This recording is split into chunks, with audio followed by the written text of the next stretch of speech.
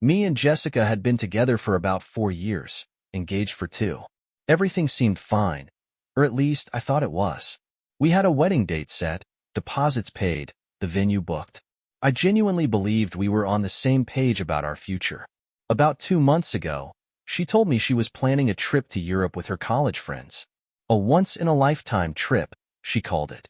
I wasn't thrilled about it. Planning a wedding is expensive, and money was already tight. But I didn't want to be the guy who stops his fiancée from living her life. So I said sure, told her to enjoy herself, and even drove her to the airport.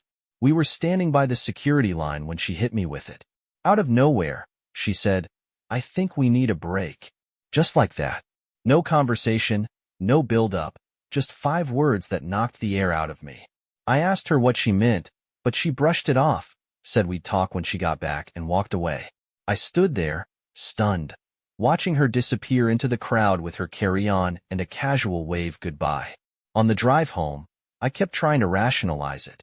Maybe it was just travel anxiety. Maybe she didn't mean it the way it sounded.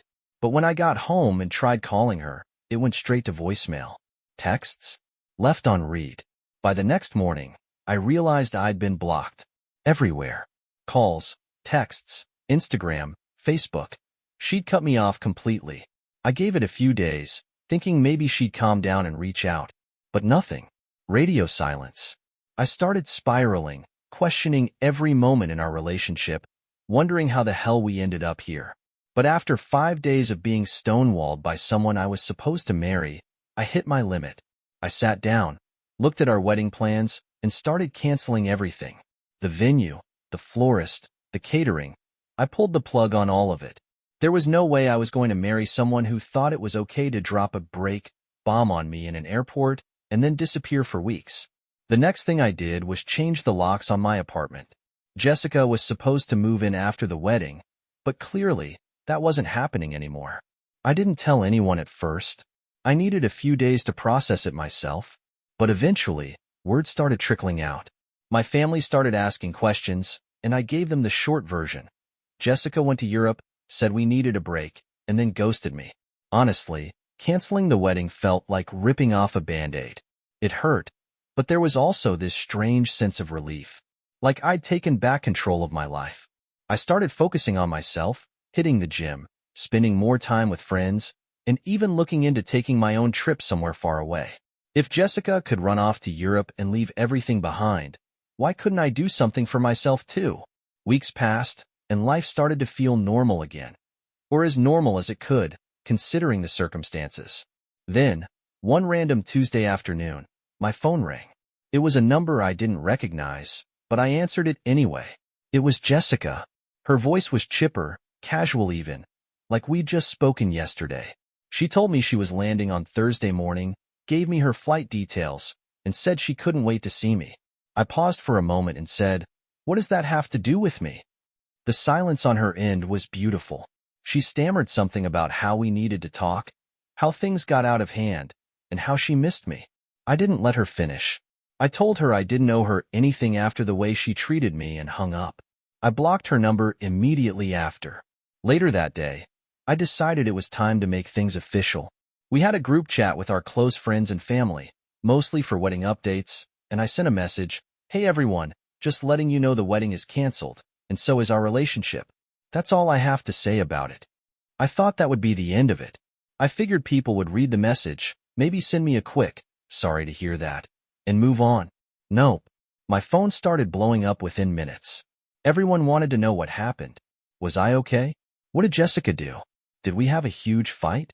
I wasn't in the mood to tell the story over and over again, so I gave them the basics. Jessica went on a 6-week trip to Europe, told me we needed a break at the airport, blocked me on everything, and didn't speak to me once the entire time she was gone. The reactions were a mix of shock and anger, on my behalf, mostly. People couldn't believe she'd handled things that way. About an hour later, Jessica popped into the group chat. "Can we please talk about this privately?" I replied, "Nope. You made it public the moment you blocked me and left me hanging for 6 weeks. If you want to explain yourself, do it here." She didn't like that. She tried to guilt me, saying it wasn't fair to have this conversation in front of everyone. But fairness went out the window the moment she decided to ghost me. Eventually, she stopped replying, but her friends didn't. One by one, her bridesmaids started chiming in, mostly trying to defend her. One of them, Rachel, said something about how wedding stress makes people do crazy things. I wasn't having it. I told them straight up, stress doesn't make you block your fiancé on everything and disappear for 6 weeks. If Jessica wanted space, she could have said so in a mature conversation instead of dropping a bomb on me and walking away. The chat went quiet after that. But the next day, the calls started. First from Jessica's sister, then her mom, then one of her friends. Everyone had something to say about how I'd overreacted, or how I should have waited for her to come back. It was exhausting. I realized then that this wasn't just about Jessica anymore. This was about control. About her trying to spin the narrative and make herself look like the victim. But I wasn't playing that game. So I shut my phone off, poured myself a drink, and sat on my balcony watching the sunset. For the first time in weeks, I felt genuinely at peace. The day after shutting my phone off and finally feeling like I could breathe again, I woke up to about a dozen missed calls and even more unread messages. Jessica's family and friends had apparently decided that if they couldn't get through to me one by one, they'd try overwhelming me all at once. I scrolled through the notifications. Her sister Rachel had sent me a long message about how relationships require patience and how I should have given Jessica more time. Her friend Megan had left a voicemail that started with, "I'm just trying to understand your side of things," but I didn't even bother listening to the rest. The kicker, though, was a message from Jessica herself. It was a short text, almost casual in tone. "Hey, can we talk? I think we need to clear the air." Clear the air? After 6 weeks of radio silence and blocking me on everything, she wanted to clear the air? I stared at the message for a minute, my thumb hovering over the reply button. But then I locked my phone and put it face down on the table. I wasn't about to let her waltz back into my life with a half-assed text message. A few hours later, I got a call from a number I didn't recognize. Against my better judgment, I picked up. "Hey, it's Jessica." Her voice was soft, almost apologetic, but there was an edge to it, like she was trying to gauge how angry I still was. I didn't say anything, just waited for her to continue. I didn't mean for things to get so out of hand," she said. "I thought taking some time away would help me figure things out, but I didn't expect you to cancel the wedding." I couldn't help but laugh, this hollow, bitter sound that I didn't even recognize as my own voice. "You didn't expect me to cancel the wedding? What did you expect, Jess? That I'd just sit around for 6 weeks, twiddling my thumbs, waiting for you to figure things out? You blocked me on everything." "Everything, Jessica. Do you have any idea how humiliating that was?" She went quiet. For a moment, I thought she'd hung up, but then she sighed. I panicked. Okay? I was scared. Everything was happening so fast, and I needed space. "No," I said sharply. "Space is asking for a weekend to yourself. Space is saying, hey, I need some time to think. Blocking your fiancé and disappearing across the ocean for 6 weeks isn't space, Jess. That's abandonment." She started to say something else, but I cut her off. "Look, I'm not interested in rehashing this. You made your choice and I made mine. The wedding is off, we're done, and I'd appreciate it if you stopped trying to guilt-trip me into taking you back." I hung up before she could respond. That night, I got another text from Rachel. Apparently, Jessica had been crying all day and couldn't eat or sleep because of our conversation. I didn't respond. It wasn't my problem anymore. The next few days were relatively quiet. I went back to my routine, hit the gym more regularly, and even started planning a trip of my own. I figured if Jessica got to run away to Europe and call it self-discovery, I deserved a little self-discovery of my own. But just when I thought things were finally calming down, Jessica decided to take things to a whole new level. It started with a message from Emily, one of Jessica's college friends who I'd always gotten along with. Emily wasn't one for drama, so when I saw her name pop up on my phone, I actually considered answering. "Hey, I just wanted to give you a heads up," her message started. Jessica's been telling people a very different version of what happened. Attached to the message was a screenshot from another group chat, one I obviously wasn't in. It was Jessica, talking to some of her college friends, spinning a narrative that almost made me choke on my coffee. She told them she'd been feeling trapped in our relationship and needed time to clear her head. She said I'd overreacted by canceling the wedding without giving her a chance to explain herself. And the best part? She said she'd been planning to reach out to me weeks ago, but I'd shut her out completely. I couldn't believe what I was reading. Was she serious? This woman had blocked me on everything and then disappeared for 6 weeks. But now I was the bad guy for canceling the wedding? I felt my blood boiling, but at the same time, I was almost impressed by the audacity. She wasn't just rewriting the story, she was straight up inventing a new one. I screenshotted her messages and dropped them into our family group chat with a simple caption. Just so everyone knows, this is the version Jessica is telling her friends. Thought you might want the full story. The chat blew up. People were furious. Not just at Jessica, but at the sheer manipulation of it all.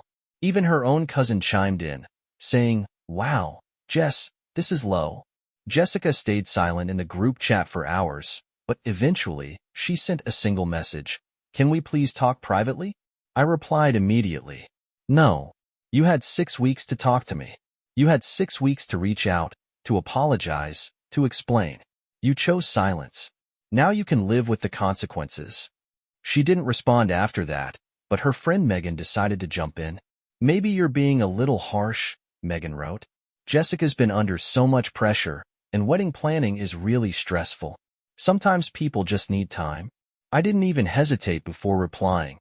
Wedding stress doesn't make you ghost your fiancé and block him on every platform. If Jessica needed time, she could have communicated that like an adult.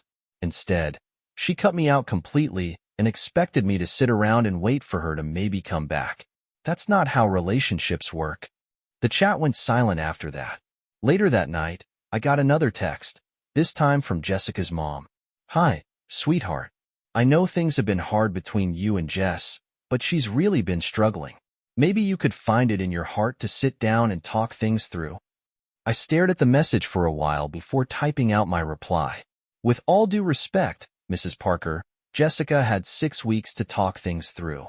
She chose not to. I'm done." And that was it. Or so I thought. Because the next day, I found out Jessica had been talking to my mom. When my mom called me, I could tell something was off from the moment she said hello. Her voice was tight, like she was holding back something she didn't want to say. "Hey, sweetheart, Jessica came by the house today." I froze. My mom lives about 30 minutes away, and Jessica had never visited her without me. I sat down on the edge of my couch, phone pressed to my ear. "What do you mean she came by? Like, unannounced?" "Yeah, she just showed up, knocked on the door, and asked if we could talk." I let her in because, well, I didn't know what else to do. I rubbed my face with my free hand, frustration building with every word. What did she want? Mom hesitated, and I could hear her shifting the phone in her hand. "She wanted me to convince you to talk to her. She said she made a mistake and that she's been trying to reach you, but you won't listen." "Are you serious? She's still trying to spin this?" Mom sighed. "I told her that she had 6 weeks to reach out. I told her that blocking you and cutting you off like that wasn't something you just bounce back from. But, honey," she was crying. I mean, really crying. It was hard to watch. I felt a flicker of guilt, but it was gone almost as quickly as it came. "Mom, she's not crying because she's sorry. She's crying because she's not getting what she wants. If she really cared about fixing this, she would have done it weeks ago.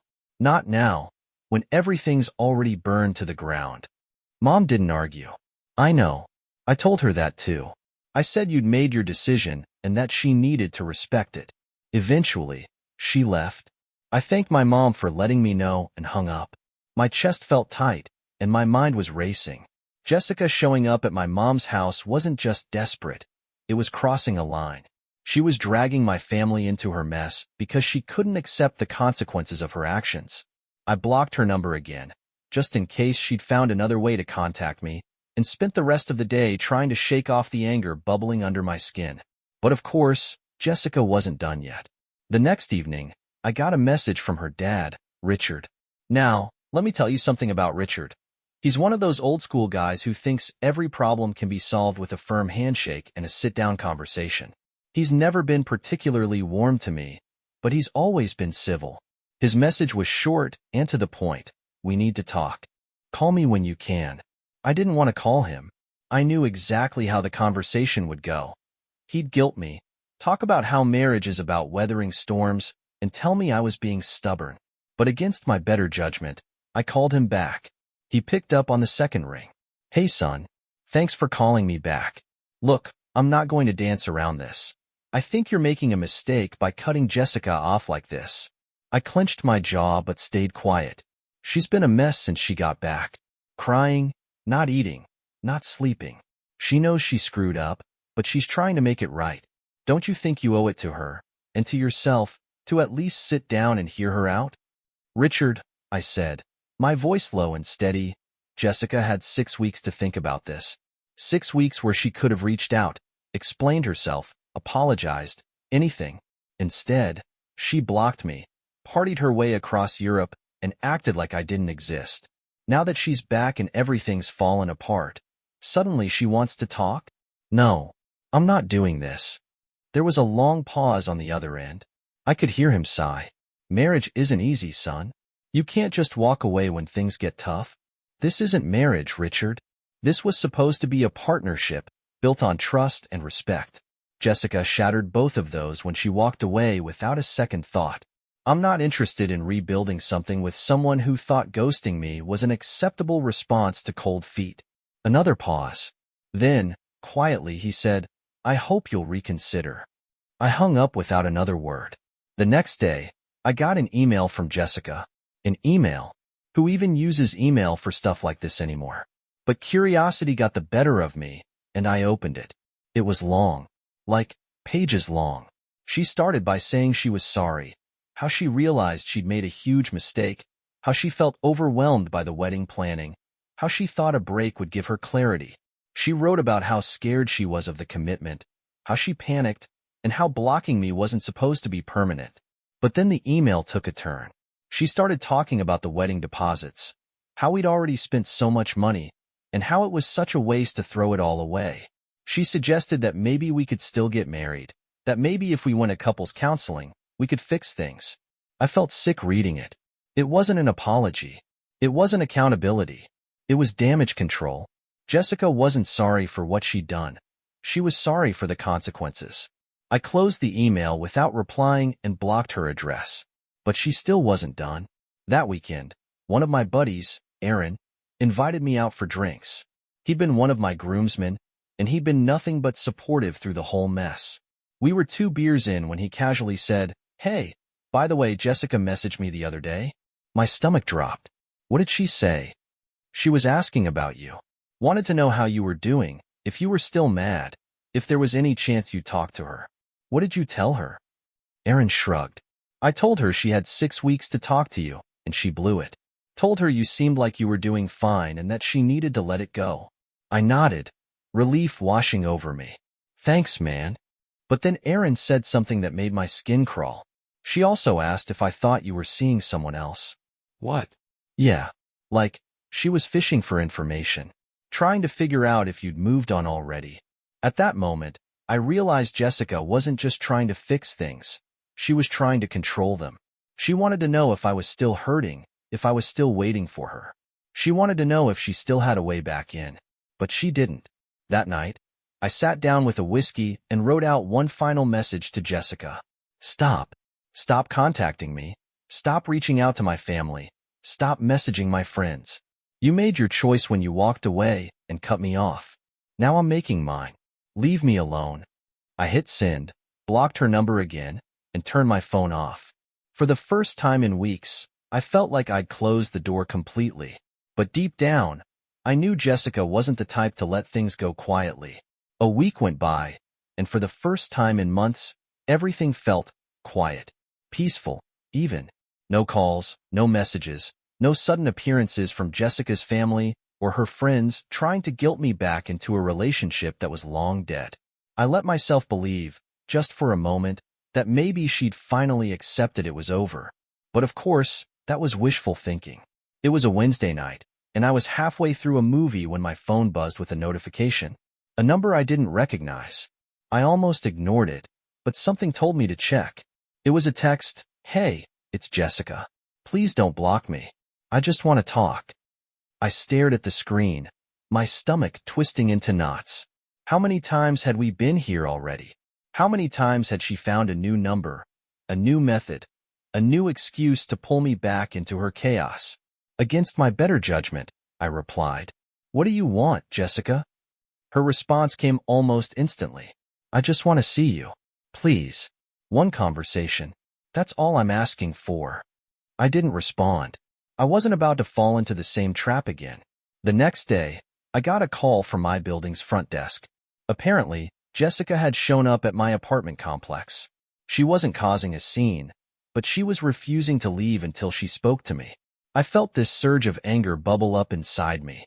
She was relentless, refusing to accept reality no matter how many times I shut her down. I told the guy at the front desk to let her know I wasn't available and that she needed to leave. An hour later, there was a knock on my door. I opened it just a crack, and there she was, Jessica, standing in the hallway with tear-streaked cheeks, her hair pulled back in some messy ponytail, and wearing one of those oversized sweaters she always loved. Please, she said softly, her voice trembling. Just hear me out. I sighed and stepped aside, letting her in, not because I wanted to, but because I was tired. Tired of the texts, the calls, the guilt trips, the endless carousel of people she kept sending my way. I figured if I let her say whatever she came to say, maybe, she'd finally leave me alone. She sat down on my couch, clutching a tissue like it was a lifeline. I stood across from her, arms crossed, waiting.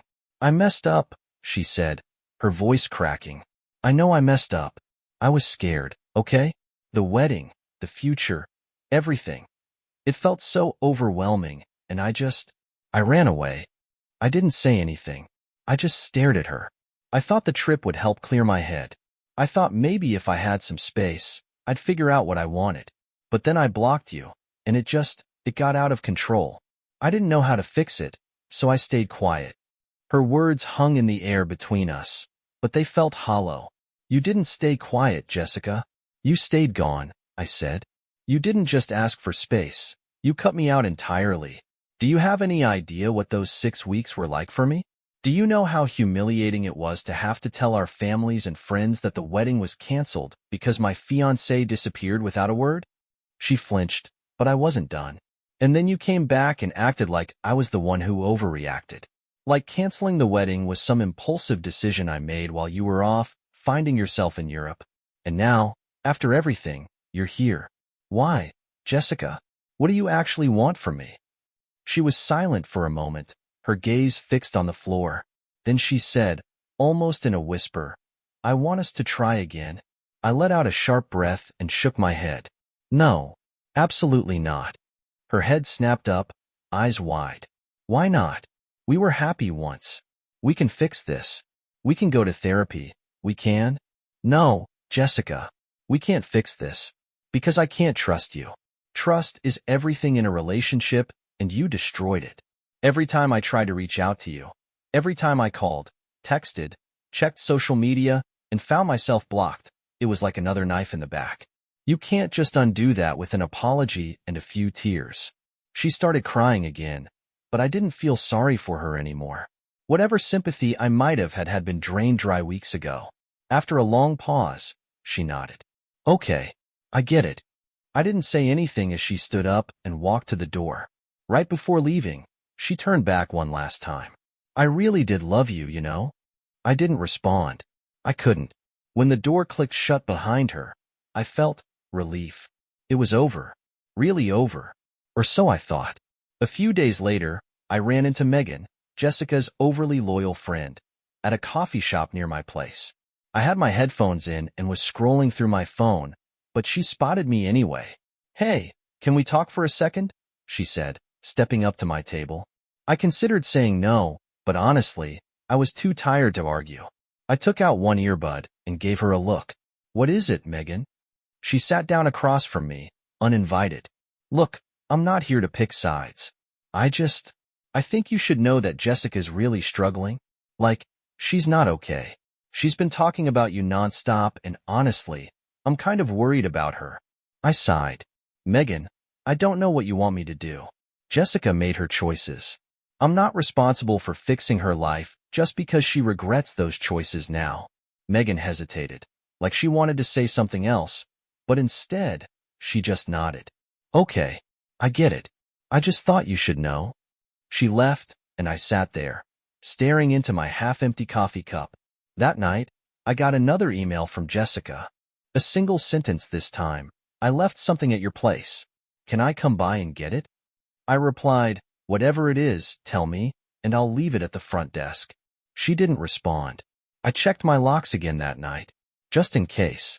Over the next few days, things were quiet again, but I couldn't shake the feeling that something was off. It was like a shadow hanging over me, this nagging sense that Jessica wasn't done yet. And I was right, because 2 days later, I saw her car parked across the street from my building, just sitting there, engine off, lights out. She didn't come inside. She didn't text. She just sat there, watching. And that's when I realized this wasn't just a breakup anymore. This was something else, something darker, something I wasn't prepared for. I noticed her car parked across the street 3 nights in a row. Same spot, same time, around 9 p.m. She'd sit there with the engine off, lights out, and no sign of movement. At first, I thought I was imagining things. Maybe it wasn't her. Maybe I was just paranoid after everything that had happened. But then, on the 3rd night, I caught a glimpse of her face illuminated by the faint glow of her phone screen. It was Jessica. My stomach twisted, and my hands started to shake. I pulled the curtain shut and sat down on the edge of my couch, staring at the floor. What was she doing? Was she waiting for me to come outside? Was she hoping I'd invite her in? Or was this something else entirely? Something I didn't even want to think about? I tried to rationalize it. Maybe she just wanted closure. Maybe she was too embarrassed to face me again after our last conversation. But none of those excuses made sense. This wasn't normal behavior. The next day, I decided to stop by the building's front desk. I asked if they'd noticed her hanging around. The guy behind the counter, Mike, gave me a sympathetic look and said, "Yeah, she's been here a few times. She doesn't cause any trouble, so we didn't think much of it. But if it's bothering you, we can file a formal complaint." I shook my head. Not yet. Just let me know if she tries to come up to my apartment again. That night, I stayed late at work. I wasn't in the mood to go home and deal with whatever this was turning into. By the time I finally pulled into my parking spot, it was almost midnight. Her car was gone, and I felt a brief wave of relief. But as soon as I stepped into my apartment, I noticed something was off. Nothing big, nothing obvious, just a feeling. Like the air was different. Stale. Heavy. I checked the locks on my door. Still secure. I checked the windows. All closed. But when I walked into my bedroom, I froze. Sitting on my nightstand was a small envelope with my name written on it in Jessica's handwriting. My stomach dropped. I picked it up with shaking hands, my mind racing. How had she gotten in? Had I forgotten to lock something? Did she still have a key I didn't know about? I opened the envelope. Inside was a handwritten note. I just wanted to see you. I wasn't trying to scare you, I promise. I miss us. I miss you. Please, can we talk one more time? I'll wait for you tomorrow night at the park where we used to go on our walks. 8 p.m. Please, just come. If not for me, then for closure. I sat down on the edge of my bed, the note trembling in my hands. My chest felt tight, and my head was spinning. How long had she been in here? Had she been watching me while I slept? Did she let herself in while I was at work? Or had she been hiding somewhere, waiting for me to leave? I couldn't sleep that night. Every sound, every creak of the building made me jump. I kept replaying every interaction we'd had since she came back from Europe, trying to figure out how it had escalated to this point. The next morning, I called a locksmith and had every lock on my door changed. Again, I also asked about installing a security camera in my hallway, but the building had rules against that. As the day went on, I kept thinking about the note. The park. 8 p.m. Part of me wanted to just ignore it and let this whole thing fade away, but another part of me felt like I needed to go. Not for closure. There was no closure to be had. But to make it crystal clear to Jessica that this had to stop. When 8 p.m. rolled around, I found myself sitting in my car near the park entrance. I wasn't planning on getting out. I just wanted to see if she'd actually show up. And sure enough, there she was, sitting on one of the benches, wrapped in that same oversized sweater, staring at her phone. I watched her for a while, trying to piece together what I was supposed to do next. Should I go talk to her? Should I call the police? But then she looked up, and her eyes met mine through the windshield. She stood up slowly and started walking toward my car. I rolled down the window just enough to talk. "Jessica, what are you doing?" She stopped a few feet away, her face pale in the dim streetlight. I needed to see you. You've seen me. Now go home." Tears welled up in her eyes, and for a brief moment, I felt a pang of guilt. But then I remembered the envelope on my nightstand. I remembered the feeling of walking into my own home and realizing someone had been there without my knowledge. "This has to stop," I said firmly. "Whatever you're trying to do, whatever you think this is, it's over. You need to let me go, Jessica." She wiped her face and nodded. "Okay, I'm sorry. I'll stop." I didn't believe her, but I didn't have the energy to argue. She turned and walked back toward the park, disappearing into the shadows. When I got home, I double-checked every lock, every window, every crevice of my apartment. I even opened the closets and checked under the bed like some paranoid kid in a horror movie. The next morning, I called a lawyer. I explained everything, how she'd blocked me for weeks, how she showed up at my building, how she somehow got into my apartment. He listened carefully, asked me a few follow-up questions, and then said, "You need to file for a restraining order immediately." The process wasn't fun. There were forms to fill out, statements to write, and evidence to provide. But by the end of the week, Jessica was served. For a few days, I was on edge, waiting for her to retaliate in some way. But nothing happened. No texts, no calls, no mysterious cars parked outside my building. It was quiet. Too quiet, honestly. Part of me kept waiting for the other shoe to drop, but it never did. Jessica finally backed off. I'd like to say that was the end of it, that I closed the chapter on that part of my life and walked away unscathed. But the truth is, it messed with me. For weeks, I couldn't shake the feeling that someone was watching me. I'd wake up in the middle of the night, heart racing, convinced I'd heard footsteps or a door creak. It's been months now, and things are finally starting to feel normal again. I've started going out with friends more, focusing on work, even thinking about traveling somewhere on my own. But every now and then, when I'm walking to my car or unlocking my apartment door, I catch myself glancing over my shoulder, just in case.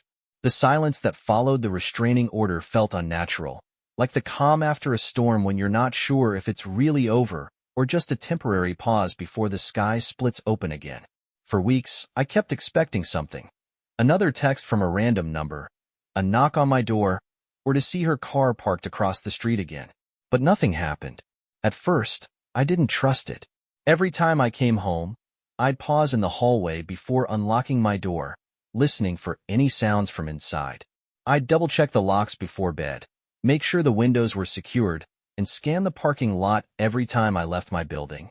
Slowly, though, I started to relax. The anxiety dulled, and for the first time in what felt like forever, I started to feel like myself again. Then, about a month later, my mom called. "She sent me a letter," she said.